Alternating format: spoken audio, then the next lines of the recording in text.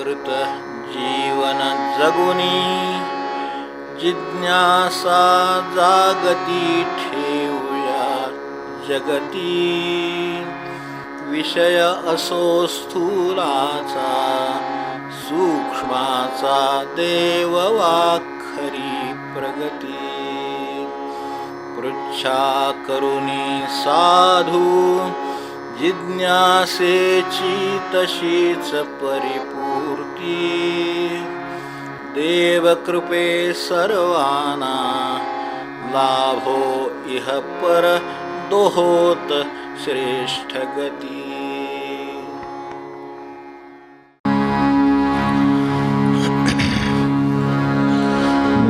करोति वाचालं मंगं लंघयते गिरिं यत्कृपातमहं वन्दे परमानन्दमाधवम्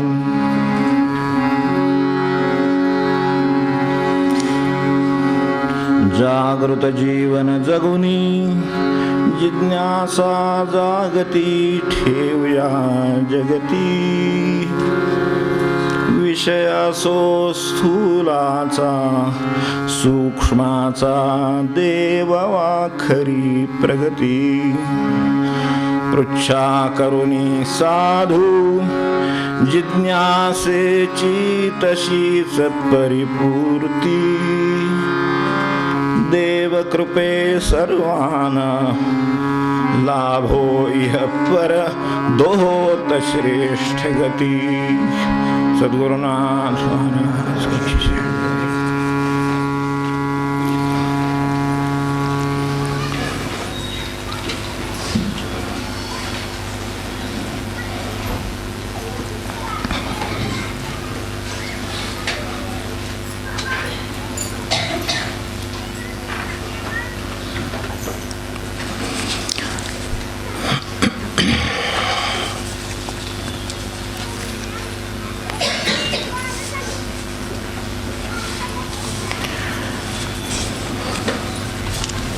आज ज्ञानेश्वरीचा आदला दिवस आहे.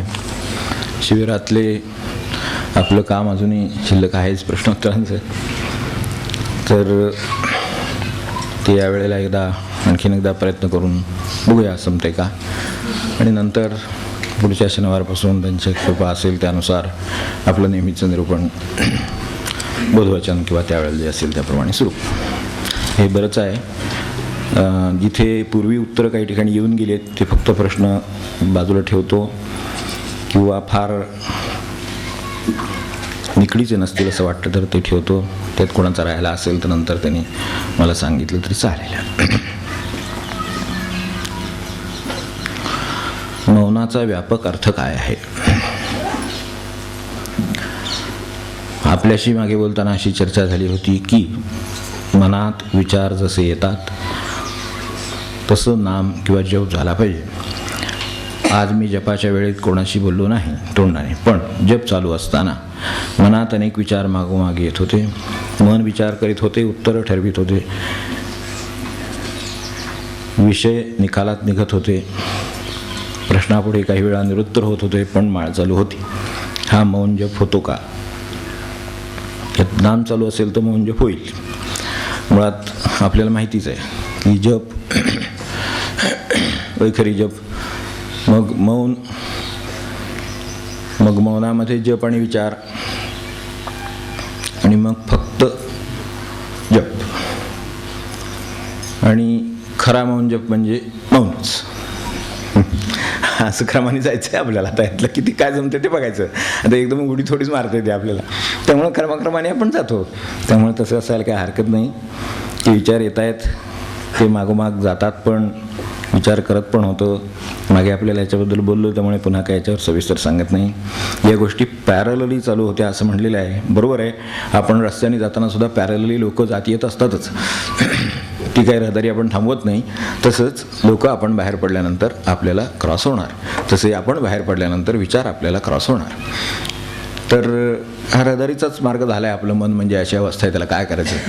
लहानपणापासून एकाग्रतेची सवय असलेले किती लोक असतील की बस आपला विषय आणि आपण असं त्यांची ठेवण आहे विचाराची किंवा मनाची विशेषतः. मनाची ठेवण आहे असे किती लोक असतील, तर ते सगळंच करीत असतात. तर तशाच तऱ्हेचं ते सगळे इनपुट्स आहेत, ते सगळे वाटेत येत राहतात. तर तेवढेच ते विचार, यापेक्षा काही नाही. तर ते येत राहणार. ज्याला जायचं ठरलं आहे तो जसा आपल्या मुक्कामाला जातो, वाटेत येणाऱ्या जाणाऱ्यांच्याकडे लक्ष देत नाही. आणि जर लक्ष देण्यासारखं कोणी असेल तर जेवढं लक्ष देण्यासारखं आहे, एवढा वेळ देणं आवश्यक आणि योग्य असेल तेवढाच वेळ देतो, बाकीचा वेळ देत नाही. तो देतो, 2 मिनटात त्याचं होय नाही काय ते सांगतो आणि आपल्या मार्गाला लागतो. तसं विचाराला सांगावं आणि आपल्या मार्गाला लागावं. म्हणजे मग त्याही माणसाला कळतं की याला वेळ नाही आहे, हा गडबडीत आहे. सामान्य माणूस नाही का व्यवहारात भेटलेला आपल्या म्हणून जरा गडबडीत आहे, मग तुम्हाला एक निरोप सांगत होता, ते अमकं झालं, असं झालं का, बरं ठीक आहे मी नंतर तुम्हाला काय ते त्याबद्दल कळतो, चालला पुढे. मी त्यालाही ओळखलं आहे. तसं विचारसुद्धा ओळखतात आपल्याला. आपण साधारण काय कुवतीचे कसे आहोत हे विचारही ओळखतात. आपण जर त्याच्यावर तिथेच उभे राहून मग आपण इथे उभे कशाला बसूयात, सरळ जवळ हॉटेल असलं तर तिथेच गप्पा मारू, असं जर करायचं ठरवलं असेल तर हे होणार नाही. काम आपलं मुक्काम तिथंच पडेल आणि काम मात्र राहून जाईल पोचायचं. तर तसं होऊ नये एवढी दक्षता घेतली म्हणजे झालं. तेव्हा नाम चालू आहे तर जप होतो आहे असं म्हणायला हरकत नाही. आपल्याला फक्त इथे पुढे त्यांनी म्हटलं आहे की मौन जप म्हणजे विचार न येता, म्हणजे क्वालिटेटिव्ह अशा अर्थाने. बरोबर आहे, अशा अर्थाने अभिप्रेत आहे. तसं व्हावं अशी आपण प्रार्थना करूया. जेवढी मदत त्यांची आपल्याला मिळण्यास शक्य आहे, जेवढी मिळण्यास आपण पात्र आहोत तेवढी आपल्याला मिळत असते. एवढं लक्षात ठेवायला हरकत नाही. काय होतं, आपण मदतीची अपेक्षा करतो पण मदतीला पात्र होत नाही. ही अडचण फार मोठी आहे. थोडी नाही, मदतीला सुद्धा पात्र असावं लागतं. तर तेवढी मदतीला आपण पात्र व्हायचा प्रयत्न करू. एकाग्रता ही आपोआप निर्माण होईल. त्यांच्याकडून जी मदत व्हायची ती आपोआप होईल. मग काळजी करायचं कारण नाही. विचार हे काही वेळेला चिंतनही असतं. त्या चिंतनामध्ये विषयही असू शकतो, तो आपल्याला उपयोगी पण असू शकतो, पूरक असू शकतो. मग तसा आपला काही विचार पूरक आहे का, आपण तेही आपल्या हातात आहे. काय द्यायचं मनाला, जसं कोणाशी भेटल्यावर कोणाशी बोलत थांबायचं हे आपल्या हातात असतं. बाकीची माणसं येतात जातात, तसं कोणाशी बोलत थांबायचं हे आपल्या हातात आहे. तसं काही वेळेला आपण सुद्धा अशा तऱ्हेनं मनाच्या पातळीवर इकडे त्याला एखादा चांगला विचार देऊ शकतो. म्हणून आपण संतवचनं किंवा ही मुद्दम इथे लावत असतो किंवा लिहित असतो. सारखी संतबोध तेवढ्यासाठी तो केलेला आहे, तो चालूच आहे प्रकल्प. तर अशा तऱ्हेने समोर येतं की आता समजा बिडकर महाराज आपल्यासमोर आहेत की परमार्थात दैवाचं नाव काढू नका, असा एक विचार समोर आला तर किती आपण परमार्थ कोणीतरी होणार याच्यावर ठेवला आहे अशावर चिंतन होतं. मग ते असं होणार, मग तसं होणार, मग तो होणार, मग आपल्याला मदत होईल तेव्हा आपण ते करू. दैवाचं नाव काढू नका, प्रारब्धाचं नाव काढू नका. पूर्ण प्रयत्नवादी कुठे, परमार्थात. आपलं उलट आहे, बरोबर. प्रपंचात पूर्ण प्रयत्नवादी, परमार्थात पूर्ण प्रारब्धवादी असा आहे. देवाचीच इच्छा नाही त्याला जावं अशी. मग आता काय करणार, मी बाहेर पडलो, माणूस आला, माणूस का मुक्कामाला का आलाय, मुक्कामाला आला असेल तर मुक्कामाला ठेवून घेतलं आणि आपण जाऊन आलो, मार्ग आहेच. पण प्रयत्नवादी की कसे आहोत, प्रारब्धवादी याच्यावर अवलंबून आहे. आता तो आलाय, असं कसं जाता येईल, बरं दिसणार नाही असं जर वाटत असेल तर मग प्रारब्धाने आपलं काम केलेलं आहे, आपलं काय होणार ते उघड आहे. तसं थोडंसं नामाकडे बघावं बस. सृष्टी संदेशातलं अर्पण करण्याजोगं काय, हा सृष्टी संदेशमध्ये एक अभंग आहे, त्यातलं पदाचा उल्लेख केलेला आहे. त्याच्यात एका संदेशामध्ये चैतन्य वर्ग करीतो स्थूला समाया, माझी फुले उमलती सृष्टी सद्याया, असं आहे ना काहीतरी. चैतन्य वर्ग करीतो स्थूला समाया वगैरे. तर म्हणायचं असं आहे की असू दे, श्लोक काय आपल्यासमोर एवढा म्हणजे आपल्याला ती कल्पना आहे, आपल्याला पाठ असेल म्हणत असाल आपण किंवा येतही असेल. तर तो श्लोक त्यांनी विचारल्यामुळे ते आहे. त्याच्यात ज्याने मला घडविले नाना रूपात, त्याच्यात ये जड तसे चैतन्य येत, चैतन्य वर्ग करीतो स्थूला समाया, माझी फुले उमलती देवास द्याया. हा स्थूल देह धरुणी करीतोसी कर्मे, देण्यास योग्य किती रे देवास प्रेमे. हा विचार आपल्यासमोर निसर्गातून संदेश म्हणून आहे. या ओळीच्या अनुषंगानं कृपया या संदेशाचं स्पष्टीकरण सांगावं. फार स्पष्टीकरण सांगणं शक्य नसलं आणि त्यावेळेला ते केलेलं आहे. कदाचित जलद गेल्यामुळं थोडं फार स्पष्ट झालं नसेल, यातलं काही असं असू शकतं. पण इथे जो माया शब्द आहे तो माया म्हणजे प्रेम केलेली सेवा अशा अर्थाचं आहे. आपण माया वर्त एवढं पाहिलेलं आहे. त्याच्यात जाता जाता ही टिप्पणी केलेली आहे की त्याला अगदी काही माया म्हणून नाही अंतःकरणात, तसलं ते नव्हे. तर ती माया म्हणजे आपल्याला इथे प्रेम म्हणायचं आहे, स्नेहभाव म्हणायचा आहे, तर सद्भाव म्हणायचा आहे, सेवा म्हणायचं आहे. तर अशा अर्थाने चैतन्य वर्ग करीतो स्थूलास माया. हे खरं स्थूल आणि सूक्ष्म हे केवळ आपल्याला करण्यासाठी केलेले भेद आहेत. आपण असं मानू नये दगड कमी असतो, ते स्थूल कमी असतं, झाड कमी आहे आणि मी श्रेष्ठ आहे असं अजिबात मानू नये. झाड जे सोसतं ते आपल्याला सोसवणार नाही. झाड जे करतं ते आपल्याला करणं कठीण आहे. यात अनेक उदाहरणं त्यासाठीच मुद्दाम त्याची दिलेली आहेत. जे फूल पान करतं ते आपल्याला करणं कठीण आहे. फुला इतकं सुंदर होता येईल का व्यक्तिमत्वाने असा विचार करून पाहावा क्षणभर, म्हणजे लक्षात येईल काय म्हणायचं ते. अशा तऱ्हेनं भगवंताच्या चरणी अर्पित होण्यासारखा आदर्श यात म्हटलेलं आहे की माझी फुले उमलती देवास द्याया.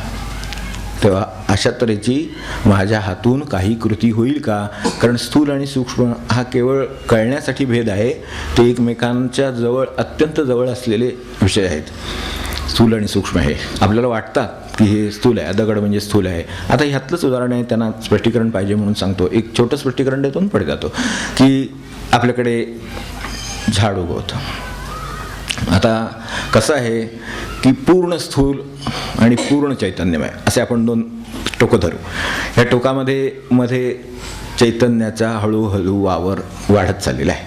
दगडात चैतन्य नाही असं समजायचं कारण नाही. आपण वनस्पतीत चैतन्य नाही म्हणत होतो, कोणीतरी सिद्ध केलं ना आता आहे. त्याच्यापूर्वी आपल्याकडे तिसरे टेंबेस्वामी होते, आपल्याला माहिती ना, पांगेरेचे आपल्या इथे बसलेले आहेत, त्यामुळे ते रत्नागिरीचे ग्रस्त आहेत, त्यांना माहिती असतील. पांगेरेचे शिवानंद स्वामी होते, तर ते तर म्हणायचे काय सांगायचे ते झाडाला सांगा, मला कळतं. आणि ही घडलेली घटना नोंद करून तारीखवार व्यवस्थित ठेवलेली आहे आणि त्याचं पुस्तक आहे, सांगणारे ग्रस्त आहेत, तर त्यांनी ती वेळ खात्री करून घेतलेली आहे. तर असं नव्हे की हे काहीतरी हे सांगतात आणि आपण आपला विश्वास ठेवा, असं नाही.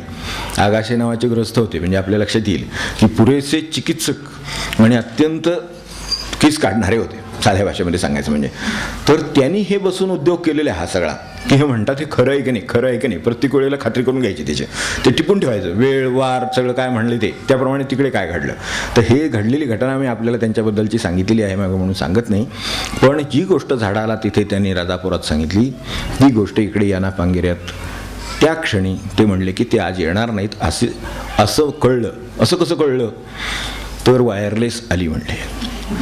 त्यांना सांगितलं होतं ना झाडाला सांगा म्हणून, त्यांनी तिथे खरोखरच झाडाला सांगून बघितलं. त्यांनी पण प्रयोग करून बघितला आणि इथे हे समोर बसले होते, त्यामुळे ह्यांना समोरच दिसलं ते. अरे आपल्या समोर अमुक वाजता ह्यांनी सांगितलं की असं असं होणार. म्हणजे हे सगळं चैतन्याचा, मला असं म्हणायचं आहे की चैतन्याचा आविष्कार कमी स्वरूपात असेल किंवा आविष्कार जास्त स्वरूपात असेल, पण मला कमी दिसत असेल, त्याला सूक्ष्मदर्शक यंत्र लागतं ना, तेव्हा ते आपल्याला दिसतात ना. मग मायक्रो कशासाठी आहे ते बघण्यासाठी जे पाहिजे ना आपल्याला, ते जर सगळं माझ्याकडे नसेल तर मला दगडातलं चैतन्य कसं कळेल? म्हणून मी असं म्हणतो की सर्व चैतन्यमयच आहे खरं सांगायचं तर. स्थूल सूक्ष्म आपण थोडेसे भेद केलेत. तर आता मगाशी सांगत होतो तो मुद्दा असा की एक दगड आहे आपल्या दृष्टीनं स्थूल, हालत नाही, काय नाही, कुठे जात नाही आपण, काय नाही, कोणी त्याला ढकलल्याशिवाय जात नाही वगैरे, हा आपली समजूत आहे. त्याच्यामध्ये चैतन्य आहे. कृष्णमूर्ती म्हणत मला स्पंदनं ऐकू येतात, दगडामधला ध्वनी. आता असं आपल्याला कल्पना नाही, दगडावर दगड आपटल्यावरच जो ध्वनी येतो तो आपल्यासारख्या म्हणत नाही, ऐकू येतो. त्या पलीकडे आपल्याला ध्वनी ऐकूच येत नाही. तो दगडावर आपटला जातो, आहत अनाहत कळत नाही. तर त्यात अनाहत ध्वनी आहे. तर तो कृष्णमूर्तींच्या सारख्या अत्यंत सूक्ष्म, ज्याला काय सर्व संतांना म्हणा, तो सूक्ष्मध्वनी कळतो, ऐकू येतो, त्यात सूक्ष्मध्वनी सुरू आहे. तर पुढे एक प्रश्न आहे की सूक्ष्म करायचं म्हणजे काय? ते असं सूक्ष्म करायचं असा पण प्रश्न आहे. ते सूक्ष्म मनाने हे सूक्ष्मध्वनी त्याला ग्रहण करण्याची क्षमता येते. तर आता आपल्या इथल्या उदाहरणापुरतं दगड आहे, तिथे आजूबाजूला काय माळ आहे, समजा काय आहे, दगड आहेत पसरलेले, माळ आहे, तिथे झाड उगवलं आहे. तर झाड हे अधिक चैतन्यमय आहे असं आपण म्हणू. ही आत्ताची व्याख्या स्पष्टीकरण तेवढ्यासाठी केलं की थोडं थोडं चैतन्याचा आपल्याला कळणारा आविष्कार वाढत जातो असं समजा. साध्या भाषेमध्ये चैतन्याचा आपल्याला कळणारा आविष्कार वाढत वाढत चाललेला आहे. तर हा जो वाढत चाललेला आविष्कार आहे तो आपल्यामध्ये सर्वोत्कृष्ट प्रगट झाला आहे अशी आपली समजूत आहे. आणि ठीक आहे, काय हरकत नाही, जास्तीत जास्त आहे, मान्य आहे आपल्याला. तर तसं जर आपलं जर आहे तर मग ते आता आपण सिद्ध केलं पाहिजे काहीतरी. एवढं जर आपण समजत असू तर सिद्ध केलं पाहिजे. तर झाडाकडे बघू आपण. झाड हे भूमीतून वर आलं. भूमी हे स्थूल तत्वामधलं, पृथ्वी हे तत्व आहे. दगड तिथे स्थूलातला भाग आहे. तिथे झाड उगवलं ते चैतन्यमय आहे. आता ते ज्या वेळेला पसरत जातं त्यावेळेला केवढा तरी शाकार किंवा हे मोठा आकार निर्माण होतो फांद्यांचा, त्यानंतर पानांचा. आणि जो दगड उन्हामध्ये तापतो तो दगड झाड उगवल्यानंतर, पानं फुलं पसरल्यानंतर सावली देतो त्या दगडाला तोच वृक्ष त्यातून निर्माण झालेला तो आता चैतन्यमय आहे ना. तो चैतन्य वर्गात मोडणार ना आपल्या दृष्टीनं. आता चैतन्य वर्ग करीतो स्थूला समाया. तो त्याच्यावर प्रेम करतोय. याच्यातून मी उगून आलो तेव्हा आता याला ऊन लागू नये. आता सांगा माणसाचं काय होते ते. आपल्याला स्फटिकरण करण्याची गरज नाही. आपण मोठे झालो ना, भूमीतून जन्माला आलो ना, मग आपली अशा तऱ्हेची, म्हणून म्हटलं हा स्थूल देह करूनही धरिनही करीतो अशी कर्मे. आता यातलं काय आहे सांगा मला. एवढ्या एका उदाहरणापुरतं काय आहे तेवढं सांगू आपण. की जिथून मी जन्माला आलो, ज्या भूमीतून जन्माला आलो ते स्थूल आहे. त्याच्यातनं चैतन्य वर्गावर आला तर तो विस्तार होतो, त्याचा वाढत जातो. त्याला सगळं अन्न पाणी ती पृथ्वी पुरवते. तर तो मोठा झाल्यावर आता माझा काही संबंध नाही, आपल्यासाठी वृद्धाश्रम आहे असं सांगतो का. तो त्याला शाकार, त्याला वरती तो त्याला सावली देतो आणि त्याला थंडावा देतो. इतकंच नव्हे, त्याच्या तळाशी आपण येऊन बसलो तरी आपल्याला तितकीच शीतलता, छाया मिळते. हे सृष्टीत साधं सुरू आहे. हे इतक्या प्रकारांनी, 27 प्रकारांनी इथे सांगितलेलं आहे. त्यातलं एक आपण घेतलं तर हे आपल्या लक्षात येईल की चैतन्य वर्ग करीतो स्थूला समाया. तो त्याला माया किंवा प्रेम देऊ शकतो. तो मनुष्य चैतन्य वर्गाचा राजा ना, मग त्याच्याकडून काय अपेक्षित आहे याचा विचार आपण करून बघावा. आणि मग आपण आपली सर्व वर्तन प्रक्रिया लहानपणापासून आत्तापर्यंतची पाहावी. आणि काय मी नक्की याला तोडीचं केलं किंवा याच्यापेक्षा श्रेष्ठ केलं ते सांगावं. याच्यापेक्षा श्रेष्ठ हे फक्त दगड आणि झाडाचं चाललेलं आहे. मी तर किती श्रेष्ठ. तर या दृष्टीनं मी म्हणजे मी नव्हे, आपण सर्व माणसं, हो मी काही श्रेष्ठ नाही, पण जी माणसं आहेत ती माणसं म्हणून चैतन्यातले सर्वश्रेष्ठ आविष्कार आहेत ना, त्यांनी याच्यापेक्षा काय काय करून दाखवलं त्याची यादी आपण आपल्यापुरती पाहावी. म्हणजे याचा अर्थ स्पष्ट आपल्याला होईल. झाड हे त्यातलं एक उदाहरण म्हणून समोर दिलेलं आहे. चैतन्य वर्ग करीतो स्थूला समाया, माझी फुले उमलती देवास द्या. म्हणून कर्मांचं विचारले. स्वकर्म कुसुमांची वीरा, पूजा केली होय हपारा तोषा लागे, आहे ना असं. तर माझ्या जीवनामध्ये मी असं काय केलं की नाही, ज्याचे पैसे घेतले ते काम द्यायला देता येण्यासारखं नसतं. That is paid service. ना मामासाहेबांना विचारलं होतं. ते त्यांचेच शिष्य आहेत, गुरुदेव शिकवायला होते.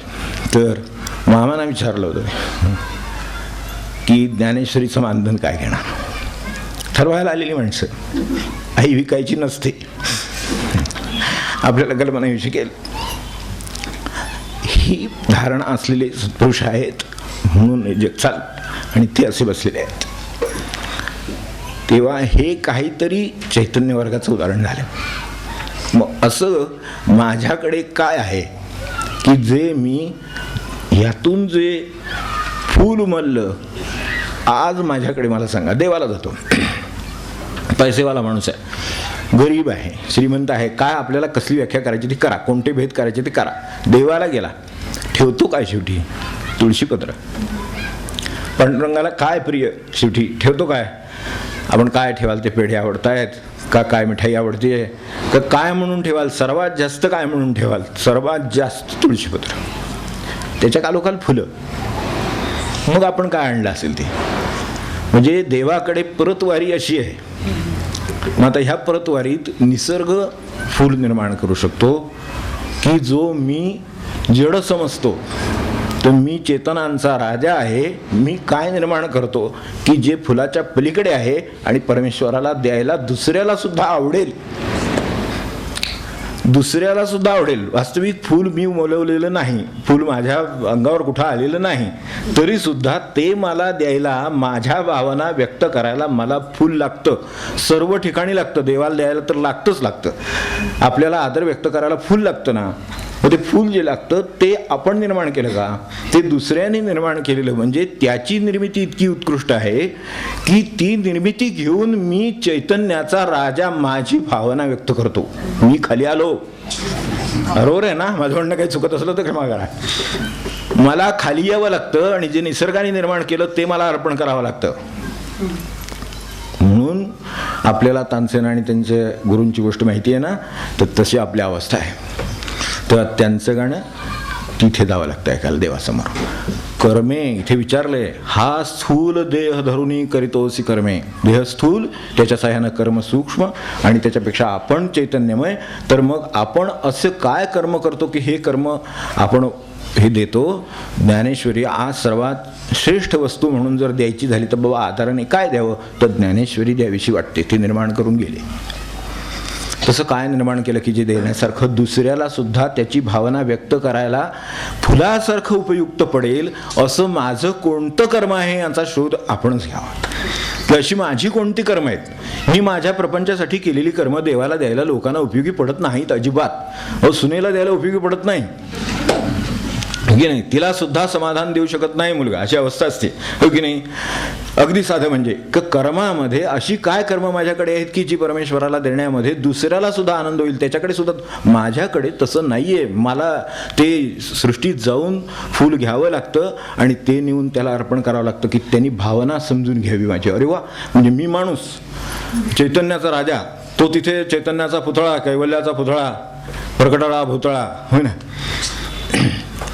तर तसे सगळे हे सगळे बसलेले आहेत. या मंडळींना द्यायला त्यांनी निर्माण केलेलं जे आपण अचेतन समजतो किंवा कमी चेतन समजतो, त्यांनी निर्माण केलेली वस्तूसुद्धा इतक्या श्रेष्ठ दर्जाची असू शकते. मी काय निर्माण केलं ते शोधावं. अशा दृष्टीने स्पष्टीकरणाचा आपण विचार करावा एवढंच सांगतो. आहे खूप सत्कर्म, निरपेक्ष सेवा, कृती, भावोत्कट काय तुम्हाला करता आलं असेल ते, त्याच्यात हे आलं की गेलं, आई विकली की गेली, तसं आहे ते. तर तसं नाही. हे लक्षात ठेवलं ते आपल्याला हातला मुद्दा घेता येईल असं मला वाटतं. हा एका स्मरणसंचितमधल्या आठवणीच्या संदर्भातला प्रश्न विचारलेला आहे. तर सुंदर जप झाला. जपातून उठल्यावर खूप जप छान झाल्याचं तुम्ही मित्रापाशी बोलून दाखवलं. पण लगेच तुम्ही असं म्हणालात की केवळ जप करून किंवा माळा आवडून महाराज आपल्याला सापडणार नाहीत. म्हणलं असेल बुवा, आता मी म्हणलेलं ही गोष्ट खरी आहे. माझी भावना पण तशीच आहे आजही. जेव्हा केव्हा हे म्हटलं असेल तेव्हापासून आज अखेर माझी भावना तशीच आहे. कारण मला असं म्हणायचं आहे की एक सुंदर म्हणजे चांगला जप झाला एकाग्रतेने, काय आपल्याला भावनेने कशाने असेल तो आपला श्रेष्ठ असा क्वालिटेटिव्ह म्हणून आपण, म्हणजे कळायला सोपं, त्यात सगळं आलं. तर अशा तऱ्हेचा दर्जाचा असा क्वालिटीचा जप आपल्याकडून झाला. किती झाला? 15 मिनिटं झाला, 1 तास झाला, 2 तास झाला, 3 तास झाला, काहीतरी मर्यादा झाली. 1 तास लांब झालं, उत्तम झालं. यात दुमत काहीच नाही. ते अत्यंत उत्तम क्रिया झाली किंवा काय ते कर्म झालं आपल्या हातून. आता हे कळून महाराज सापडणार नाहीत का? महाराज ही 24 तास जिवंत असलेली वस्तू आहे. हे मी जे केलं ते 3 तास केलं, 1 तास केलं, उरलेलं तसंच काय. त्यामुळे ते सापडणार नाहीत. दिसतील फक्त ओझरते, जाताना ओझरते दिसतील, पण सापडणार नाहीत हाताला. ते सापडायचे झाले तर उरलेले जे सगळे 21 तास राहिले ते जे नाममय महाराज आहेत ते त्यांना पकडण्यासाठी काय लागेल, चांगल्या अर्थाने जवळ ठेवण्यासाठी काय लागेल, ते सगळं मला माझ्या कृतीत करावं लागेल. तेव्हा महाराज हाताशी सापडतील असं आपल्याला म्हणायचं आहे. त्या दृष्टीने आपण त्यावरून ओळखावं की त्याचा एक झरोखा झाला. नाम हा झरोखा झाला भगवंताकडे बघण्याचा, आकाशाकडे बघण्याचा झरोखा आहे. पण असं पूर्ण आकाश आपल्याला केव्हा दिसेल? आपण मोकळ्या जागेला आल तेव्हा. इथून खिडकीतून सुद्धा आकाश दिसते, त्याचाही आनंद होतो. आपल्याकडे सत्पुरुषांना याचं फार प्रेम आहे. सर्वात जास्त प्रेम असेल तर निसर्गावर आहे, कारण त्याच्या इतका व्यक्त परमेश्वर नाही. तर त्यामुळे त्यांचं प्रेम आहे. दादा होते मागे, आपल्याला मी मागे आठवण सांगितली, ते दादा आपले सांगलीचे दादा महाराज तर आजारी होते. ते बघायला आले दुपारी ग्रस्त, आणि या अंथरुणावर खिडकीवर आपल्या ह्याच्याजवळ खिडकीच्या शेजारी त्या कॉटवर बसलेले होते. आल्याबरोबर आता मनुष्य एरवीच्या गोष्टी देतो, पाणी देतो, काय चहा देतो, वस्तू देतो, काय ते देतो, काय ते त्याचं बोलणं असतं तेव्हा. तर ते फक्त एवढंच म्हणाले की समोरची जरा खिडकी उघडा. काय तर आकाश दिसू दे. परमेश्वर दिसला. काय दिसलं म्हणजे नभासारिखे रूपया राघवाचे आहे ना, बरोबर. तीच भाषा आहे, संतांची भाषेत फरक नाही. नभासारखे रूपया राघवाचे. मला किती दिसतं? एवढंच दिसतं. काही ना आकाशसुद्धा दिसत नाही, आपल्या चौकटीपुरतंच दिसतं. जी काही प्रपंचाची चौकट मारली ना, 1 2 3 किंवा 4 काय 5 असेल समजा, जुनी पिढी असेल 5 6 7 काय असेल ती जी काही चौकट मारली ना, त्याच्या पलीकडे दिसतच नाही. हे आभाळ आपण असं असं मोजून पाहिलं आणि नंतर जर त्याच्यावरनं काढलं, आपल्याकडे गणिताचं जर काही हे असेल, तंत्रज्ञान असेल, तर त्याच्यावरनं काढलं तर किती स्क्वेअर मीटर झाले हे कळू शकेल. एवढं ते आहे. तर माझं किती स्क्वेअर मीटर आहे मनातले, त्याच्यातले ते आपण पाहावं, म्हणजे हे लक्षात येऊ शकेल. महाराज सापडणार नाहीत. ते ओझरते दिसतील. खिडकीतून आकाश दिसावं तसं उत्तम जपानी महाराज दिसतील. पण आपल्याला आकाश पाहायचं असेल तर पूर्ण सृष्टीखाली, ज्यावेळा परवा काल म्हणला आपला विषय कशात मायावरनं झाला, तेव्हा तसं की तो गच्चीवर गेला आणि शांतपणे जेव्हा तो उलटा आकाशाकडे बघत झोपेल, 1-5 मिनटं पडून राहील आणि सर्व आकाशाचं दर्शन घेईल, तेव्हा काहीतरी कल्पना येईल की ते काय व्यापक आहे. म्हणून महाराज म्हणले ओंकार ओंकार म्हणतात तो मीच. असं एकदाच सापडले, बाकी नाही सापडले. पण ते सांगितलेलं ते दिसले नाहीत. ते तसे दिसले नाहीत. ब्रह्मानंदानं दिसले. ब्रह्मानंद म्हणाले राम आहे ओ प्रत्यक्ष, असं म्हणाले. असं म्हणले आम्हाला महाराजच दिसत, राम दिसतच नाही. म्हणजे त्यात सुद्धा पुन्हा बघण्याचे दृष्टिकोन आहेत आणि ते सुद्धा आपापल्या परीनं श्रेष्ठ आहेत. पण निदान त्याच्या जवळपास जरी सापडायचं असेल तरी निदान खिडकीतला आकाश तरी पाहावं लागेल. मग कधीतरी दरवाजातलं दिसेल, मग कधीतरी बाहेर गेल्यावर दिसेल, मग कधीतरी माळावर गेल्यावर दिसेल, आणि मग कधीतरी मनुष्य आकाशमय होऊन जाईल. शेवटचं तत्व तेच आहे. ते जो इथून अग्नीने जातो तो आकाशात वायो, असं ते सगळे उपनिषदामध्ये रचना आहे क्रमाने खाली आलेली. तर तसंच आपलं आलेलं आहे. त्याच क्रमाने परत वर जावं लागतं. तर ते आकाश आपल्याला सापडणं म्हणजे महाराज सापडण्यासारखं आहे. त्या अर्थाने महाराज सापडत नाहीत. म्हणून नाम घ्यावंच. नाम घेऊ नये असं आहे का? हा चांगला जप होऊ नये का? व्हावाच. तो त्याची खिडकी तर उघडल्याशिवाय एवढंच आकाशसुद्धा दिसायचं नाही. त्यामुळे तेवढं तर दिसणं आवश्यक आहे. नाम घ्यावंच. पण ध्येय किती दूर आहे आणि ते गाठण्यासाठी काय करावं लागेल याची कल्पनासुद्धा आपल्याला असावी. म्हणजे मग महाराज काय ते म्हणतात. तर महाराज म्हणायला तर काय जाते, अनेक शब्द आहेत, 4 अक्षरी शब्द आहे. म्हणायला किती अवघड आहे, काहीच नाही. त्यामुळे ते म्हणता येतं सारखं. पण ते मूर्ण म्हणजे काय असेल आणि ते दर्शन म्हणजे काय असेल किंवा ते सापडणं म्हणजे काय असेल. दर्शन एक गोष्ट झाली, सापडणं त्याच्या फार पुढची गोष्ट आहे. त्याचं सापडणं म्हणजे काय असेल याची कल्पना आपल्याला यावरून येऊ शकेल असं मला वाटतं. आपण बघा विचार करून आणखी.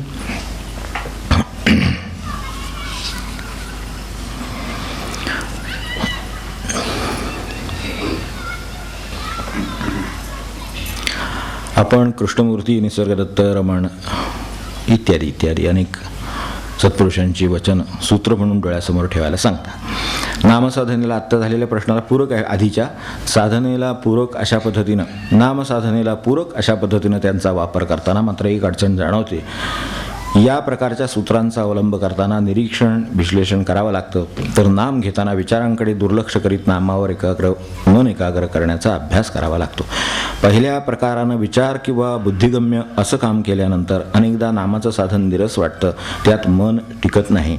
या दोन्ही मार्गांच्या स्ट्रेंग्स काय आहेत किंवा त्याची सुयोग्य सांगड कशी घालावी. चांगलं आहे, आपण विचार करतो आहोत, ही गोष्ट चांगली आहे. निदान सत्पुरुषांच्या वचनांच्यावर विचार करतो, ही अत्यंत चांगली गोष्ट आहे. म्हणून मगाशी त्याचाच उल्लेख केला होता की नामासाठी असं एखादं मध्ये एखादं वाक्य घ्यावं, म्हणजे चिंतन त्याच्याभोवती फिरत राहतं. तर त्यासाठी ते सुचवलेलं आहे. त्याचे काही फार विश्लेषण किंवा खोलात जावं असं नाही. One does not know when the night commences, असं गुरुदेव म्हणायचं ते आहे त्याच्यातलं. तसं आहे हे की आपल्याला अंधार कधी पडेल हे सांगता येत नाही. असं समजा एक वाक्य समोर असलं तर आत्ताच्या साधनेत तीव्रता येईल का विश्लेषण होईल मला सांगा. आजच्याच्या साधनेचं विश्लेषण नाही होणार. आत्ताच्या साधनेत रडायला येईल. कारण का तर अंधार केव्हा पडेल हे सांगता येत नाही. आपला उद्याच्या जपाचा संकल्प चालला आहे, उद्या नाही आज. तेव्हा उद्या सुद्धा नको, आजच. कारण काय असेल तर आजच. कारण उद्या तर कोणी बघितले सकाळी उठून, अशी परिस्थिती आहे आपली. म्हणून अंधार कधी पडेल सांगता येत नाही. तर अशा तऱ्हेच्या विचाराने किंवा वचनाने आपल्याला विश्लेषण करण्याची गरज नाही एवढी वचनं घ्यावीत. फार जर तात्विक किंवा अशी वचन असतील तर घेऊ नये, म्हणजे त्याच्यामुळे हे विचार किंवा विश्लेषणात आपल्याला जावं लागणार नाही. आता आपण निसर्गदत्तांचा विषय काढला. निसर्गदत्तांना मृत्यूचे किंवा याच्याबद्दल कितीतरी वेळा विचारले, त्यांनी एक वाक्यही सांगितलेले आपल्या ते लक्षातही असेल की तुम्ही कशाला, म्हणजे अनेकांना आजारपण होतात, काही विक्षेप येतात आजारपणामुळे आपल्या ध्यानामध्ये किंवा काय जपामध्ये किंवा आपल्या व्यवहारामध्ये व्यत्यय येतात, उणिवा सहन कराव्या लागतात. गोष्ट खरी आहे. पण निसर्गदत्त जे म्हणाले की तुम्ही एका देहाची एवढी काळजी का करतात, कारण बघा दिवसातला किती वेळ त्या देहाची काळजी, त्याला मी सर्व्हिसिंग असं म्हणतो, सर्व्हिसिंग, मेंटेनन्स अँड रिपेअर्स, ह्याच्यामध्ये दिवसातला आपला शरीराच्या बाबतीतला जाणारा वेळ एकदा काढून बघावा. सर्व्हिसिंग, मेंटेनन्स, रिपेअर्समध्ये देहाच्या किती वेळ माणसाचा जातो, तो सगळा आवश्यक आहे का, ह्याचा एकदा विचार जर मनामध्ये आला तर सर्व्हिसिंग, मेंटेनन्स, रिपेअर्स याची किती कमी गरज आहे हे आपल्या लक्षात येईल. ज्यांनी ह्याला काम केलेले, मशीन सेक्शनला काम केलेलं आहे किंवा अशा तऱ्हेची कामं करतात, त्यांना ह्याची कल्पना असेल. आणि देहाच्या बाबतीत तर ही कामं बरीच लोक करत असतात, सर्व्हिसिंग, मेंटेनन्स अँड रिपेअर्स. तर त्यातले काहीही अत्यावश्यक आहेत. आंघोळ तर त्याला एकदा बुडवून घेतं, काढलंच पाहिजे, त्याच्याशिवाय काही इलाज नाही, तर तो स्वच्छ राहील इतपत मान्य आहे. आता पुढचं आपल्या हातात आहे काय काय करायचं ते. तर तिथे त्याच्या सर्व्हिसिंग, मेंटेनन्स, रिपेअर्ससाठी आपण जो वेळ घालवतो आहोत तो मला त्याच्यातला असा वाचवायचा ठरवला. तुम्ही एका देहाची एवढी काळजी कशाला करतात, एवढी काळजी, तीच फक्त चिंतनाचा विषय आहे. तर एवढी काळजी मी करतो का, आता करत नसेल तर प्रश्न मिटला, जपाला सुरुवात करावी. पण निसर्गदत्त असं म्हणाले, तेवढं लक्षात ठेवावं. आणि दिवसभर एखाद 2, 3, 4, 5, 7 कुठले तरी दिवस आपण घ्यावेत डोळ्यासमोर आणि विचार करावा की खरोखरच असं आहे का, की माझा असं तरी रिपेअर्समध्ये ह्याच्यामध्ये वेळ जातोय का, मेंटेनन्समध्ये वेळ जातोय का, इम्प्रूव्हमेंट्समध्ये वेळ जातोय का, याचा आपण विचार करावा. निसर्गदत्त आपलं काम करणारच आहे, निसर्गाची कामं आपापली त्याला ठेवलेली, ती नेमलेली, ते तो करतोय, तर करू देत त्याची. झाला ते तोच काम करीत असताना मी जी काही जादा कामं करतोय ती जादा आहेत का खरोखर निकडीची आहेत, एवढं एकदा पारडं टाकून पाहावी. आणि मग ठरेल की यातला जे काही माझे सर्व्हिसिंग, मेंटेनन्सचे 3 तास आहेत त्यापैकी फक्त 1 तासाचं हे काम आहे, उरलेले 2 तास माझे विनाकारण जात होते. माझ्या लक्षात आलं नाही, निसर्गदत्तांच्या कृपेने लक्षात आलं. चालेल, निसर्गदत्तांना एक नमस्कार करावा, आभार मानावे आणि ते 2 तास जपाला द्यावे. वाटला जेव्हा आपल्या इकडे, तर हे आपल्या जपात भर पडावी, म्हणजे वार्षिक जपात म्हणून सांगत नाही पण सर्वसाधारण आहे. पण आहे ना, आपल्याला विश्लेषण, संश्लेषण वगैरे काही करायची गरज नाही, हो की नाही. ॲनालिसिस, सिंथेसिस काय करायचं आपल्याला, एवढं साधी गोष्ट आहे की आपली देहाची एवढी काळजी करायचं काही कारण नाही आहे. आपल्याला इथे समोर चार्ट लावलाच आहे, अजूनही आहे, तो काढलायचा आहे, त्यामुळं तर त्याच्यात देण्याची तरतूद आहे. आपण काय काळजी करायचं कारण नाही, केलं तर मिळेल दुसरं. तर आहे त्याची व्यवस्थित ठेवला, निगा राखली म्हणजे झालं. तेवढी निगा आपण राखतो. शाळेतून मुलं येतात, मला सांगा, दप्तरासारखं टाकू नये पण दप्तराची किती निगा घेतात.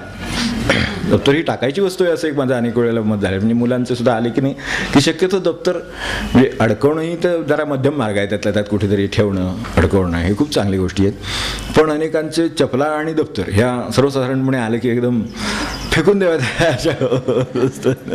तर त्या गोष्टीचं त्या पद्धतीनं आपण करू शकतो सगळं, काय करायचं ते असं करावं असं माझं म्हणणं नाही. पण देहाला सुद्धा हे काही पद्धतीनं वागवावं.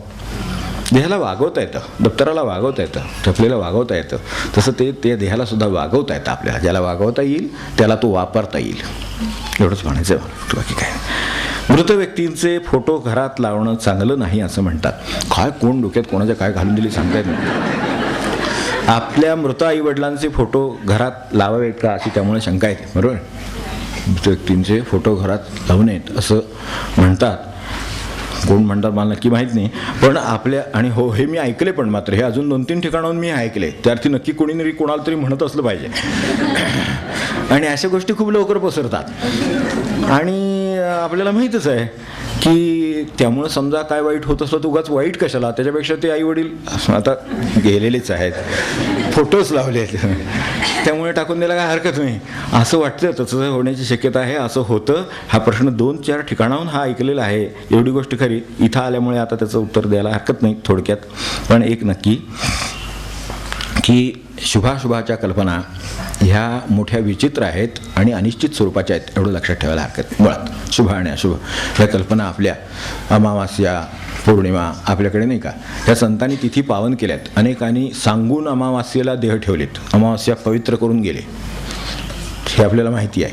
तर अशा तऱ्हेनं तिथेसुद्धा पावन करून पवित्र करून गेलेले आहेत. यावरून आपण ओळखावं की काय त्यांना म्हणायचं असेल ते आपल्यासाठी आहे, त्यांना फरक कुठल्याच स्थितीनं पडत नाही. तर शुभ काळ अवघ्या दिशा, तसं शुभ काळ सर्व तिथी असं आहे खरं म्हणजे त्यांना. पण आपल्या डोक्यातलं हे जावं म्हणून हे केलेलं आहे. तर ह्या सगळ्या कल्पना मोठ्या विचित्र आहेत, त्याचा विचार करायला हरकत नाही. विशेषतः अशुभाच्या मागे भीतीचा वावर असतो एवढं लक्षात ठेवायला हरकत नाही. हे अशुभ अशुभ म्हणतो हे लावू नये तसं वाटतं. म्हणजे काय वाटतं तर कुठेतरी काहीतरी एखाद्या वेळेला यामुळे वाईट होतं असं वाटतं.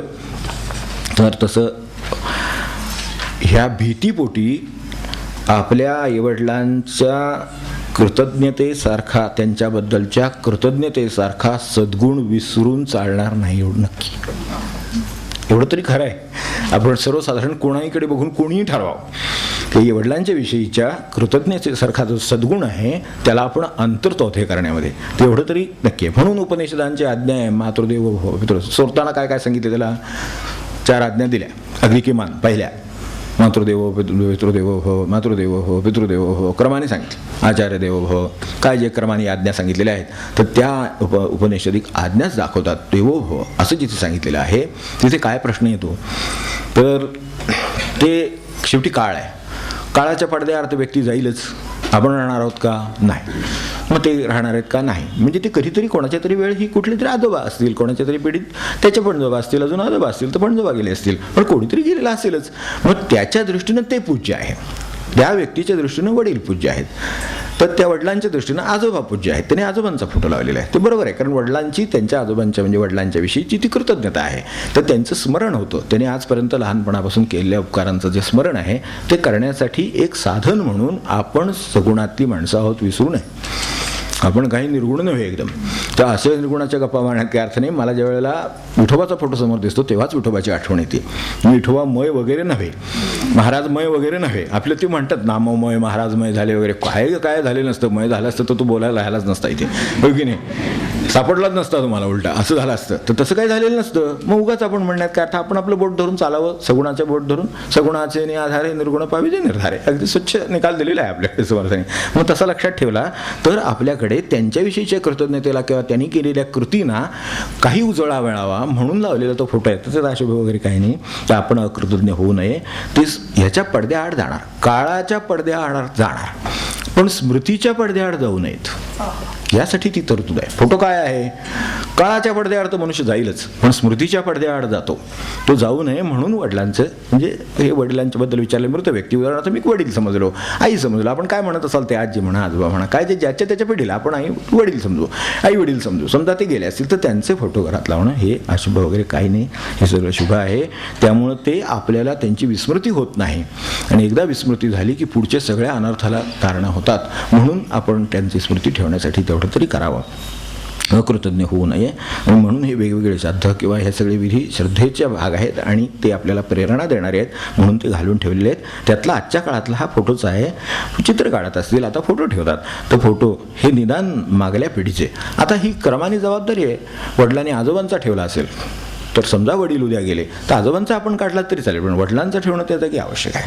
हे नाही का बरोबर? कारण निदान माझी कृतज्ञता त्यांच्याशी तरी संबंधित आहे, मग तेवढी आपण करावी, तेवढी पाळायला हरकत नाही.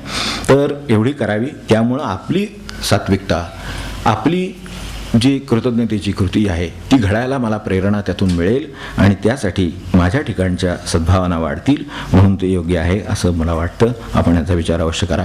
बाकीचे विचार सगळे जाऊ देत. एक महाराजांचे इथे मागे फोटो लावलेला आहे. आपल्याला काय अशुभ वाटतं का शुभ वाटतं आपण सांगा सर. म्हणजे हा विचार किती पोकळपणे फिरवला गेलेला आहे हे लक्षात येईल. आपण आनंदित होतो. आपण समोर पाहतो इथे फोटो आहे, मामांचा फोटो आहे, आताही सांगितलं असं. हातात धरायला दिलं तर त्याच्यावरती कागद धरायला दिलं तर मामा म्हणले काय पुष्टीपत्र आहे. ज्ञानेश्वरी हातात धरायला दुसरं कागदावर हे लिहायचं होतं पत्ता काय ते, म्हणून ज्ञानेश्वरी पुढे केली त्यांनी हातात असलेली म्हणून बाजूच्या माणसाने. ते म्हणले पुष्टीपत्र नव्हे असं सांगितलं.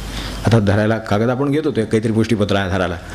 अशा भावाने तिथे नुसतं मामा बघितलं की तिला आठवण होती ठक्कन, अरे बापरे, अशी भावना त्यांची त्याच्याबद्दल आहे. तर हे त्यांच्या त्या फोटोमुळे जागृत झालं ना.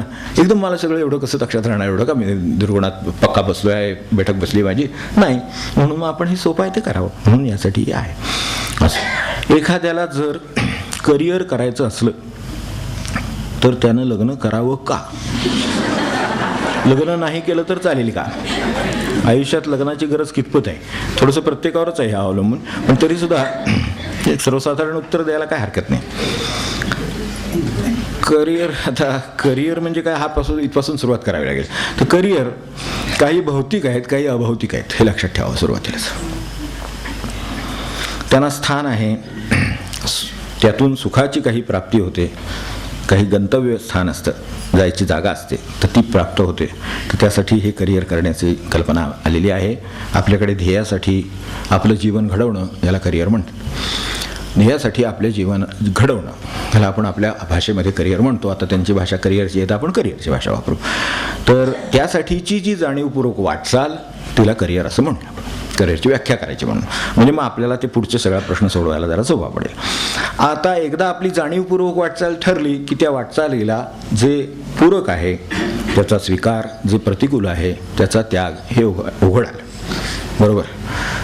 तर आता आपली करिअर जर समजा अभौतिक स्वरूपाची आहे आणि त्याला लग्न हा अडथळा असेल, काय आहे करिअर, काय आहे तर शेवटच्या क्षणापर्यंत अखंड, म्हणजे अशी काही करिअर आहे का की जे आपल्या मृत्यूपर्यंत तिचा शेवट गाठेल असं वाटत नाही, अशी काही करिअर असेल तर लग्नच काय कुठलीही गोष्ट अडथळ्याची ठरू शकते.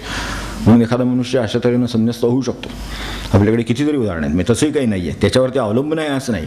पण आपण विचार करावा की आपली करिअर म्हणजे कल्पना काय आहे. काहीतरी व्हायचं आहे काय, म्हणजे पूर्वी IIT आहे, आता IIT. थोडंसं इकडे तिकडे फरक होतो, थोडाच फार नाही आमच्या दृष्टीनं.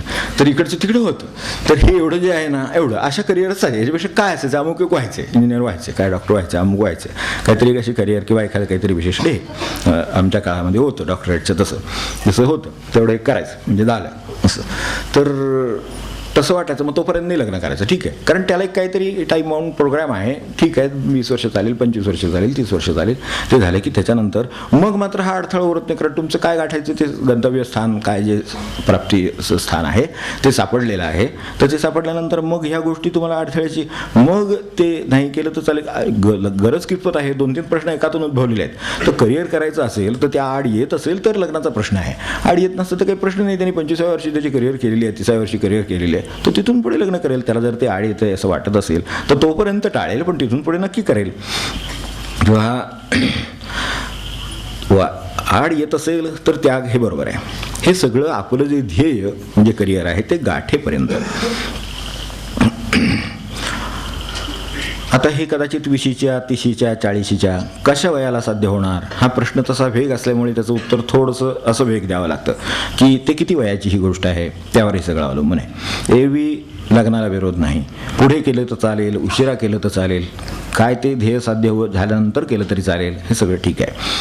मूळ आता लग्नाची गरज कितपत आहे असा एक त्यातच प्रश्न उपस्थित केलेला आहे. एकाधिक प्रश्न निर्माण झाले तसे ते उपस्थित केलेले आहेत. समाज निकोप ठेवणारी विवाह ही एक संस्था आहे, त्यामुळे तिची गरज ही आधी कालापासून आहे. जिथे म्हणून संस्कृती जन्माला आली तिथूनपासून हिची गरज निर्माण झाली. तेव्हा ती समाज निकोप ठेवणारी संस्था आहे. त्यामुळे त्याची दुसरी गरज ही आहे, लग्नाची गरज कितपत आहे तर गरज नक्की आहे. एखाद्याची ठेवणच तशी नाही आहे. काही द्रष्टे महापुरुष असतात किंवा त्यांची ठेवणच तशी आहे, ज्याला मी म्हटलं होतं की काही अशी पूर्णत्व जन्माला घेऊन आलेले आहेत जीव. आता इथे जीवाचा अनायसे विषय समोरच्या आत ठेवलेलाच आहे.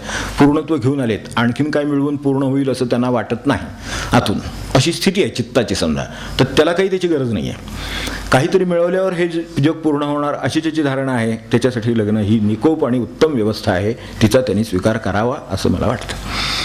आता आधीच पूर्णत्व घेऊन जन्माला आलेली माणसं आहेत, ज्ञानेश्वर महाराज आहेत, शंकराचार्य आहेत, विवेकानंद आहेत. काय त्यांना तसं काय वाटलेलं नाही आहे की ज्याच्यामुळे हे पूर्णत्वाला येईल वगैरे. त्यांच्याकडे पूर्णत्वच आहे मुळामध्ये, आणि काय मिळवून त्यात पूर्ण होणार, तर काय नाही पूर्ण होणार. तर त्यामुळे आणखीन काय त्याच्यातून मिळवायची गरज नाही. त्यांच्या दृष्टीने हे ठीक आहे.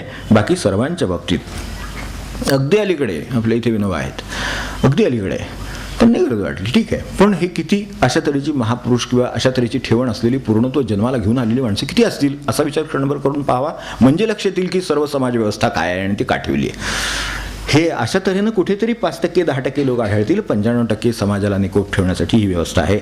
आता व्यक्तिगत जीवनामध्ये ती अंतर्बाह्य पूर्णता देणारी गोष्ट आहे, ही व्याख्या विवाहाची लक्षात ठेवावी आपण. की अंतर्बाह्य जीवनाला अंतर्बाह्य पूर्णता देणारी ती गोष्ट आहे. त्यामुळे महाराज तेव्हा एकदा म्हणाले होते, आपल्या लक्षात येईल 100 वर्षापूर्वीचं भाष्य आहे ते आज खरंच नव्हे तर अक्षरशः दारुणरित्या खरं ठरलं असं आपल्याला म्हणायला येईल की ज्या वेळेला कुटुंब संस्थेचा म्हणजेच विवाह संस्थेचा पाया उखडला जाईल तेव्हा देश रसातळाला जाईल. आपल्याकडे अजून जायचं आहे, वाटेवर आहे आणि तिकडे गेलेलं आहे. आपल्याला कल्पना आहे की तिकडे तो गेलेला आहे. त्यामुळं आज आहे लग्न, उद्या नाही, परवा आहे, परवा नाही. आपल्याकडे सुद्धा आता पुढचे सगळे म्हणजे करारच आहे सगळं. आज केला उद्या मोडून टाकला, परवा केला तेव्हा मोडून टाकला, अशी सगळी व्यवस्था झाल्यामुळे काय झालं त्याचे परिणाम आपण अवश्य पाहावेत. नुसतं तिकडे नुसतं बघू नये, सगळंच बघावं, सगळी व्यवस्थित अभ्यास करावा या सगळ्या संस्कृतीचा. म्हणजे लक्षात येईल की महाराज असं का म्हणले की कुटुंब व्यवस्थेचा किंवा विवाह संस्थेचा पाया उखडला जाईल तेव्हा संस्कृती किंवा देश हा रसातळाला जाईल.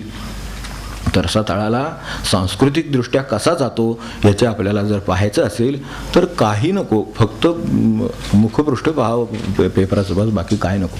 पहिलं पान पाहावं. आपल्याकडे जर आणखीन विदेशाचं पाहायचं असेल तर अवश्य त्याच्यापेक्षा पहा, त्याची आणखीन स्पष्ट आहे चित्र काय आहे ते काय होणार. जसं आपल्याकडे तिकडे 10 वर्षापूर्वी जे सगळं तंत्रज्ञान आणि कॉम्प्युटर ते आपल्याकडे आज येतात.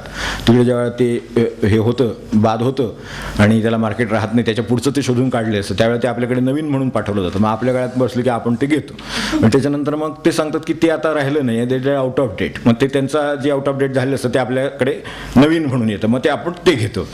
असं आपली साधारणपणे वापर कसा होतो ते आपल्या लक्षात आलंच असेल.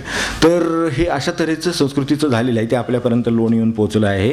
तर त्यामुळे हे सगळे जे गोष्टी तिथे थोड्या विज्ञानाच्या दुरुपयोगाने निर्माण झाल्या असं मी म्हणतो. त्यामुळे निर्माण झालेल्या परिस्थितीचं आपल्याला पूर्ण आकलन झालं असेल का नाही ह्याची मला शंका आहे. आकलन झालं असेल, आपण सर्व थोर माणसं आहात, विचार करणारे आहात, सर्व बाजूनी बहुश्रुत किंवा वाचनाच्या दृष्टीनं बहुश्रुत आहात, तर त्या दृष्टीनं आपल्याला हे सगळं माहिती असेल की अहमदाबादमध्ये काय केस चालली आहे आणि त्याच्यासाठी आता कोणता कायदा निर्माण करावा लागला. जो कायद्यात प्रश्न नाही असा सरोगसीचा प्रश्न निर्माण आला कुठे इथे भारतात. हा आलाच कसा प्रश्न की त्या 2 वर्षाच्या मुलाची, आता 2 दिवसाच्या मुलाची पालकत्वाचाही प्रश्न आहे, 2 मुलाच्या कस्टडीचा प्रश्न आहे आणि ते 2-6 दिवसाचं मूल आता कोर्टासमोर नेऊन ठेवले. याची जबाबदारी घ्यायची कोणी, कारण ते परदेशातून आलेले होते इथे. व हे जे सगळं आहे हे सगळं हे विवाह संस्थेचा पाया, कारण दरम्यान त्यांचा ह्या मुलाचा जन्म होईपर्यंत त्यांचे दोघांचे घटस्फोट होऊन गेले. इकडे ही सरोगसी ह्यांच्या पदरात पडली. गुजरातमध्ये काय चाललंय आपल्याला कल्पना असेल नसेल मला माहिती नाही, पण हे सगळं विवाह संस्थेचा विषय काढला म्हणून त्या लग्नाची गरज आणि तिची व्यवस्था लावून जी दिलेली आहे ती फार मोठा विचार करून लावून दिलेली आहे. मी याच्यावर जास्त भाष्य करीत नाही, आपण अवश्य त्याचं हे विचार करावा, कारण ती द्रष्ट्याने आणि संताने त्याच्या मागं आपली शक्ती उभी केलेली आहे, विचार उभा केलेला आहे आणि मग हे सांगितलेलं आहे. तेव्हा कर्तव्यासाठी पूरक, श्रेष्ठ आणि खरं सांगायचं तर माणसाला जर मुक्त व्हायचं असेल तर मुक्ततेच्या वाटेत सर्वात श्रेष्ठ जर काही ही व्यवस्था, निसर्गानुकूल काही व्यवस्था असेल तर ही विवाह संस्था आहे. ती त्याला गृहस्थाश्रम देते. धन्य गृहस्थाश्रमा म्हणून त्याला धन्य म्हटलेलं आहे की तिथून मनुष्याला पुढे जायला अत्यंत सोपं पडतं. उडी मारणारे थोडे आहेत सांगितलं मी तसं, बाकीचे 95% क्रमाने चालत जाणारे आहेत. त्या क्रमाने चालत जाणाऱ्या जर सर्वात जर काही उपयोगी वस्तूमध्ये वाटमध्ये येत असेल किंवा प्रदेशमध्ये येत असेल, वाट म्हणण्यापेक्षा तो प्रदेश हा गृहस्थाश्रमाचा आहे, तो ह्याच्यावर अवलंबून आहे. म्हणून आयुष्यात लग्नाची गरज आहे आणि त्याची व्यवस्था पण लावून दिलेली आहे त्यानुसार. असं दुःखद कशी कधी सुखवितर हृदया, हे मी ते सोडतो विषय. याचं दुःखद कशी कधी सुखवितर हृदया ह्या ओळीचा अर्थ काय. बरं, हे आपलं त्यावेळेला बहुतेक ह्याचा विषय झाला असेल कदाचित. याच्या ह्या नाही, प्रत्येक याचं कडव्याचं हा आता परवाच्या याच्यात नव्हतं, याच्या आधी जे मुख्य निरूपण आपलं मायेवरचं झालेलं आहे त्यावेळेला या अभंगातल्या ओळीवर हे झालेलं आहे. अगदी 1-2 शब्दात फक्त उत्तर येतं. दुःखद कशी कधी सुखवितर हृदया, मधुमेहाला साखर आणि माणसाला विषयाचं सुख, या ज्या 2 गोष्टी आहेत, या मधुमेहाला साखर जशी दुःखद कशी कधी हृदयवित्त सुख, ती सुखवते माणसाला. म्हणून तो त्याला डायबेटीस आहे माहिती आहे. मधुमेह म्हणलं म्हणजे एखाद्या वेळेला लक्षात येत नाही, पण डायबेटीस ज्याला आहे तर आता काय करू. तर डायबिटीस आहे तर तो जाऊन जिलेबी खातो, मग म्हणतो उद्या डबल गोळी खाऊ, टिबल गोळी खाऊ, पण आज खाऊच. दुःखद कशी कधी सुखवित हृदया. पण काय होईल अंतिमता ते लिहिलेलं आहे, त्यानुसार आपण त्याचा विचार करावा. तर हा हे सुद्धा प्रश्न ह्याच्यावरचा अभंगावरचा तुम्ही बाजूला ठेवतो. एक प्रश्न आता होईल, ह्याच्या किती होईल आणि एखादा होईल. बरं,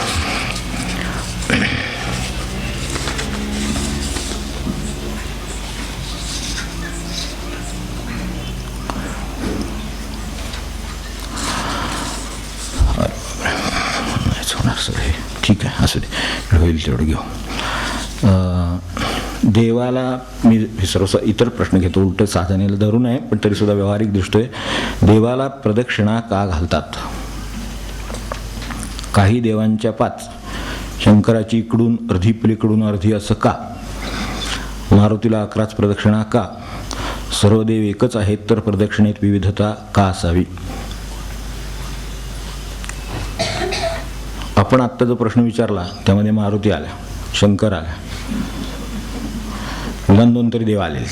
काही देव इतर 5 वाले वगैरे, म्हणजे सर्व देव एक नाही आहेत असं दिसतंय नक्की. या प्रश्नातच असं दिसतंय मला की सर्व देव एक असते तर इतक्या प्रदक्षिणा आणि इतक्या देवांचा प्रश्न आलाच नसता.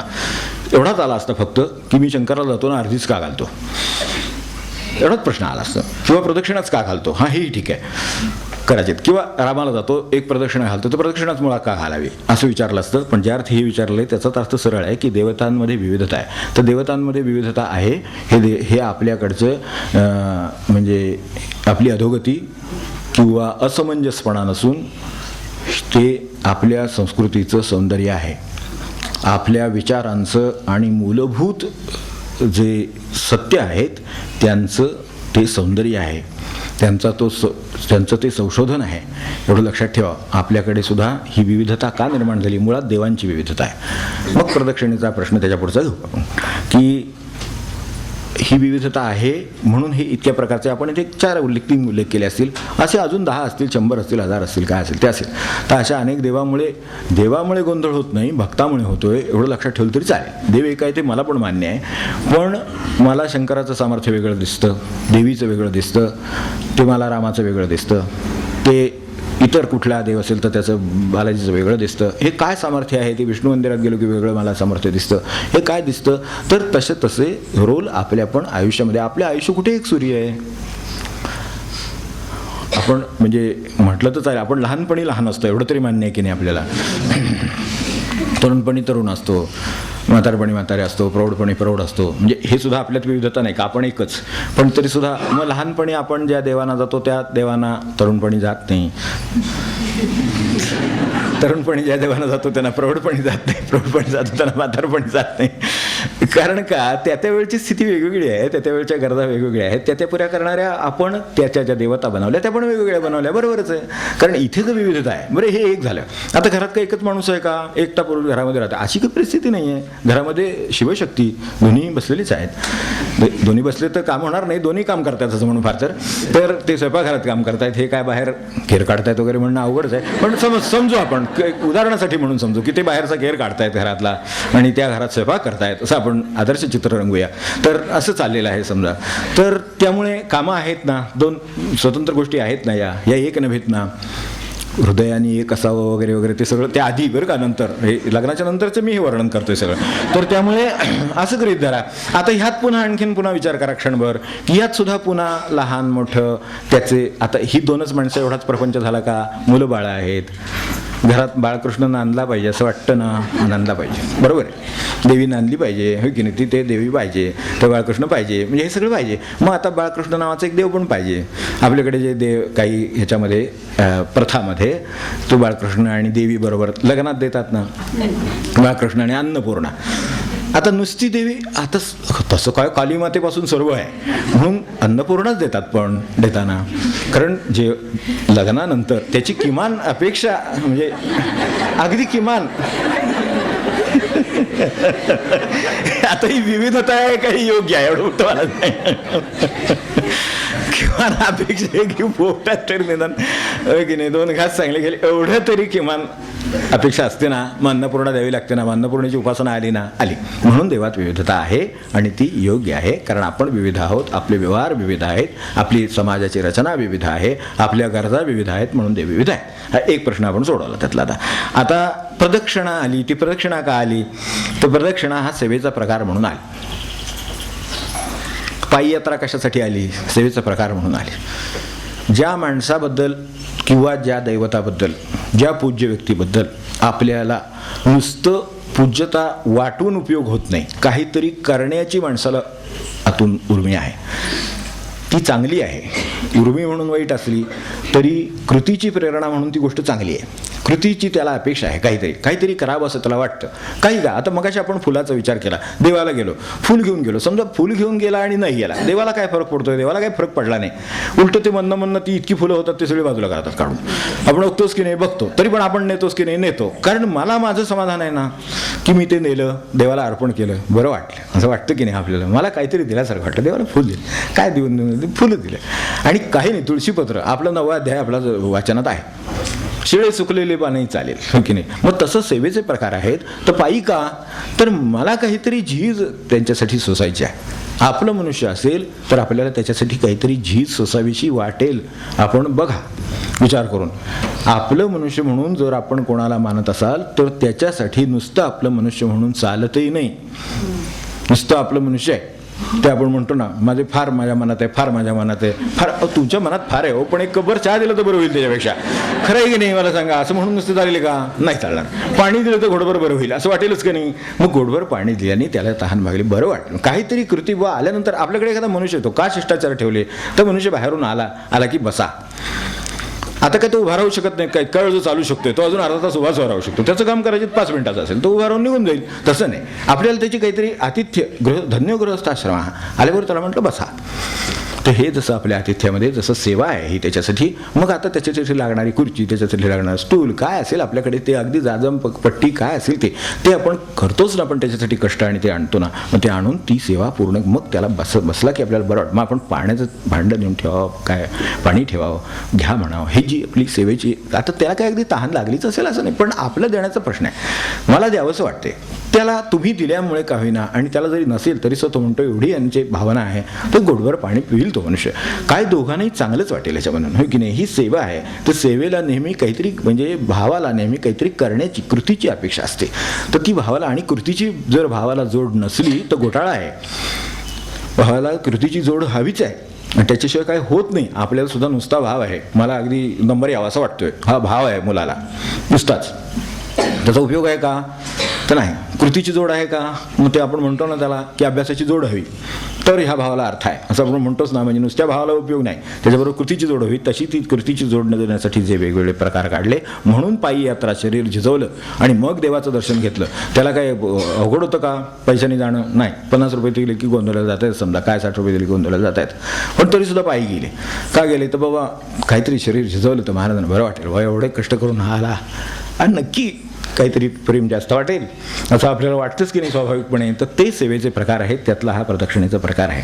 तर ही हे जे दैवत आहे त्याची आपल्यावर कृपादृष्टी असावी, तर त्यासाठी ही मुळात प्रदक्षिणा निर्माण. प्रदक्षिणा का घालतात? प्रदक्षिणा एवढ्यासाठी घालतात. आता ह्या अशा वेगवेगळ्या प्रदक्षिणा हा कोणीतरी निर्माण केलेलं काहीतरी हे आहे का? त्यांच्या मनचं आहे का? तर मनचं नाही आहे, सगळं शास्त्रातलंच आहे. कर्मलोचन नावाचा ग्रंथ आहे, अनेक ग्रंथ आहेत, शास्त्रग्रंथ आहेत. त्या ग्रंथामध्ये याची व्याख्या दिलेली आहे. एकम देव्याम रवौ सप्त, हे सगळे आखून दिलेले आहेत, त्यानुसार ते सगळे दिलेले आहेत. त्रीणी कुर्याद विनायके, जर गणपतीची आपण प्रदक्षिणा करीत असाल तर 3 घालाव्यात असं सांगितलं. आता ह्याच्या मागे जायचं असेल तर शास्त्रकारांच्याकडे जा. शास्त्रकारांनी असं सांगितलं आहे, त्रीणी कुर्याद विनायके चत्वारी केशवे कुर्यात. केशवाला किती? 4. विष्णूला गेले तर 4 प्रदक्षिणा घाल. शिवेच अर्धप्रदक्षिणम असं म्हटलेलं आहे. मात्र आपल्याला जी शंका आहे त्याचं उत्तर ह्या ग्रंथामध्ये आहे. कर्मलोचनामध्ये लिहिलेलं आहे की देवी असले ते 1 घाला, ठीक आहे. सूर्य असले तर 7 घाला. मला वाटतं सप्ताह आहे तो, हो की नाही. काहीतरी संबंध साताचा सूर्याशी आहेच आहे, आपल्या जीवनात सुद्धा आहे. म्हणून इतकं सगळं आपण दशमान पद्धती स्वीकारली, पण इकडे काही करता आलेलं नाही अजूनही. आणि शक्यता दिसत नाही तशी काय, कारण ती काळाची गती आहे, तिचे आपण कन्व्हर्शन दशमानात नाही करू शकत आहे अशी परिस्थिती आहे. म्हणून अजूनही ती 60 मिनिटं ते घटकान पळत ते सगळं तसंच आहे, त्यात काही फरक नाही झाला. म्हणून शिवाला अर्धी प्रदक्षिणा शिवेच्या अर्ध प्रदक्षिणम असं म्हटलंय. आता असं का म्हणलं असेल, बरोबर आहे, हे शंका ही येणं स्वाभाविक आहे की असंच का, मग तसंच का नाही, हे ह्यात सांगितलंय म्हणून आहे हे मान्य आहे. मुळात प्रदक्षिणा काय, तर जी पूज्य देवता आहे तिचं आपल्यासमोर एक मूर्ती आहे समजा, काय त्या शंकराची मूर्ती, शंकराची नाही, आपल्या विष्णूची मूर्ती आहे, देवीची मूर्ती आहे, अशी मूर्ती आहे. तर त्या मूर्तीला तुम्ही उजवीकडे ठेवून त्याच्या भोवती फिरणं, हो की नाही. तर त्यात हा फरक आहे. म्हणून त्यात दक्षिण शब्द आहे. तर त्याला तिथे ठेवून उजव्या हाताला ठेवून त्या मूळ जे प्रदक्षिणा आहे त्याच दक्षिण शब्द आहे. म्हणून ते उजव्या बाजूनी प्रदक्षिणा म्हणजे डावीकडून सुरुवात केली, म्हणजे आपलं उजवं अंग, आपल्या अंगामध्ये सुद्धा वाम आणि दक्षिण असे 2 भाग केलेले आहेत. ते आता बाकीच्या शास्त्रात काही जात नाही, पण एवढं नक्की की आपल्या सुद्धा वामदक्षिण आहे, म्हणजे डावं उजवं आहे. आपल्याला डावं आणि उजवं एवढं तरी आहे, वामदक्षिण बाकी राहू दे, पण निदान डावं आणि उजवं तरी आहे ना. मग जे आपल्यातलं उजव्यात उजवं आहे ते परमेश्वराकडे ठेवलं आहे आणि मग तो फिरत राहिला. तर कसं फिरावं लागेल, असं फिरावं लागेल. म्हणून तो नेहमी तशी प्रदक्षिणा घालतो. तो प्रदक्षिणा घालण्याचं कारण हे की प्रसार्य दक्षिणम हस्तम स्वयं नम्रशराः पुनः, आपण नम्रतेने प्रदक्षिणा तोंडवर करून घालावा अशी शास्त्रात म्हणलेलं नाही. शास्त्राचं म्हणणं असं आहे, दक्षिणम दर्शयन पार्श्वम मनसापेच दक्षिणः. दक्षिण याचा अर्थ दुसरा असा आहे की नम्र.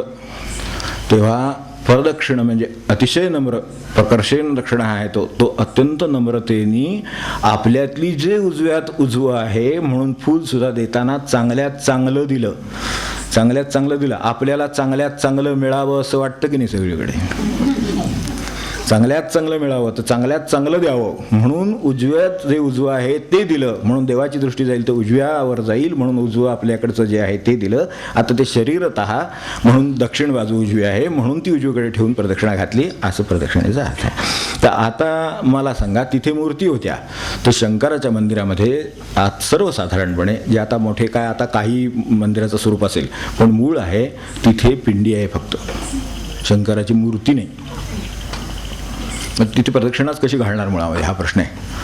तिथे मूर्ती नाहीच आहे. आपण उजव्या बाजूचं वगैरे सगळं ठीक आहे, आपण प्रदक्षिणा घालणारे ठीक आहे, त्यामुळे तिथे आपल्याला प्रदक्षिणा पूर्ण करता येत नाही, कारण तिथे मूर्तीच नाही, तिथे फक्त चिन्ह आहे.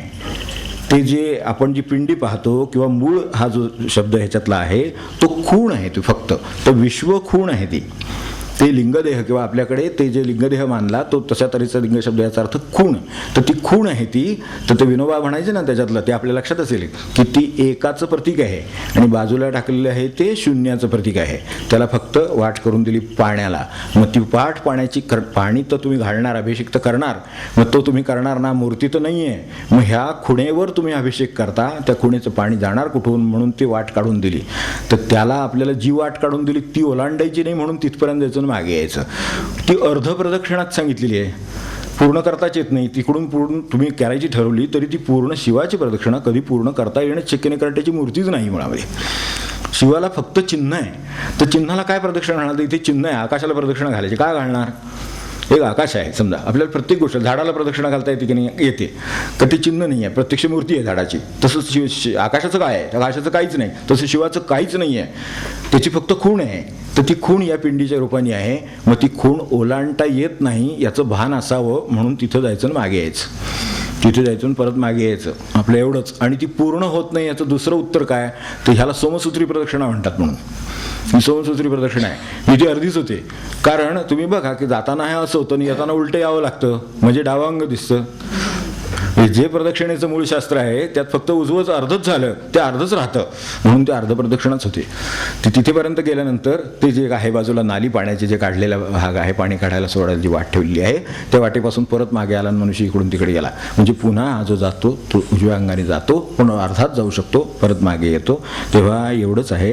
आणि याच्या मागे काही त्यांची शास्त्र आहेत म्हणून त्यांनी ठेवलं आहे. यात थोडं शक्तीचंही शास्त्र आहे, पण आपल्याला त्यात खोलात जायचं काही कारण नाही. एवढं लक्षात ठेवलं तरी चालेल की प्रदक्षिणेत विविधता आहे, देवात विविधता आहे, त्या सगळ्यामध्ये काहीतरी अर्थ आहे, एवढं लक्षात ठेवलं तरी चालेल. हे खूप आहे. आता हे परत असंच झालं तर काही ते संपणार नाही. तर थोडी मनबुद्धी सूक्ष्म करायचं काम एक ह्याच्यात सांगितलेलं आहे, पण आज थांबायचं असं ठरवलं आहे की उशीर होतो, तो झालेलाच आहे आता. तर इथं थांबूया. पुढच्या वेळेला आता कधी आता ह्याचा विचार करता येईल तेव्हा करू. असं सद्गुरुनाथ महाराज की जय.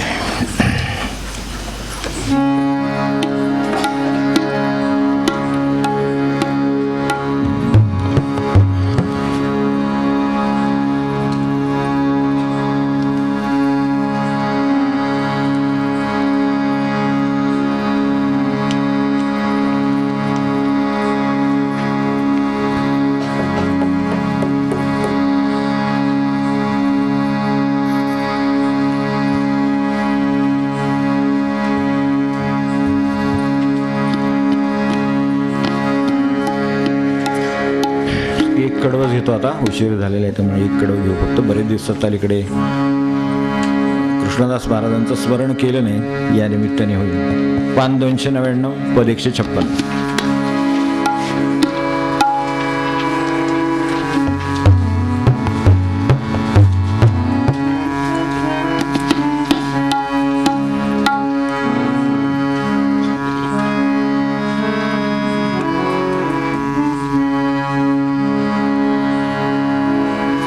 भवसागर उतरे ना प्राणी, गुरुभजना विणतरेना.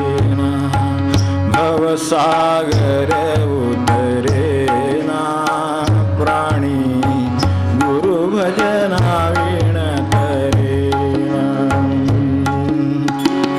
आगम निगम सर्व हि शिकला, आगम निगम सर्व हि शिकला. विद्येमध्ये प्रवीण झाला, विद्येमध्ये प्रवीण झाला. परिभव सागर तरेना प्राणी, गुरुभजना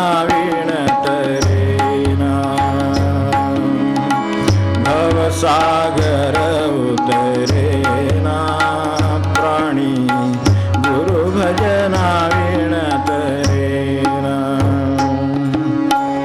सर्व कला त्या अवगत ज्याला, सर्व कला त्या अवगत त्याला. तीर्थे सर्वही फिरून आला, तीर्थे सर्वही फिरून आला. परिभव सागर तरेना प्राणी, गुरुभजना विणतरेना. भवसागर उतरेना प्राणी, गुरुभजना विणतरेना. वेदांती म्हणती तयाला, वेदांती म्हणती तयाला.